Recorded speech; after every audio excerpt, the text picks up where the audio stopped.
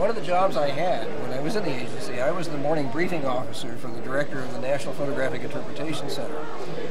And this is a guy named, he's now deceased, but his name was Art Lundahl. And he was a man who headed the Navy Photographic Interpretation Center team that analyzed one of the most famous flying saucer films. It was taken by a Navy Chief Petty Officer at Tremont, Utah in 1952. You may have seen it. I mean, it has been incorporated into a movie called, I think it was just called UFO. It came out in 1956. It was kind of a semi-documentary. But it shows these objects milling around in a fashion that allowed the skeptics to explain them as birds, quote unquote. Not at all, and especially since the gentleman who took the film also said that he clearly could see that they were disc-shaped. In fact, one actually left the formation and passed close over him and his wife, and there it was, disc-shaped. Anyway, Art was convinced by that, the work that he did when he was working for the Navy, that these things were real.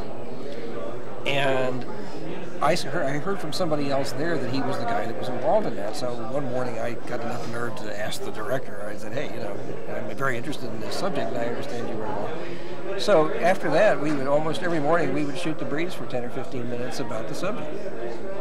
And it turned out that he had an informal standing order with his division directors that anytime they saw an image that had anything anomalous on it that looked like it might be a UFO, he wanted to see it. And he had a 3-drawer classified filing cabinet in his office, which was a secure area where he kept all this stuff. And so, he let me go through them and look at them. None of them ever panned out to be anything other than something misidentified on the first pass. Like there was one that was, when you saw it the first time, it was like, wow, because it looked like a disc on the ground.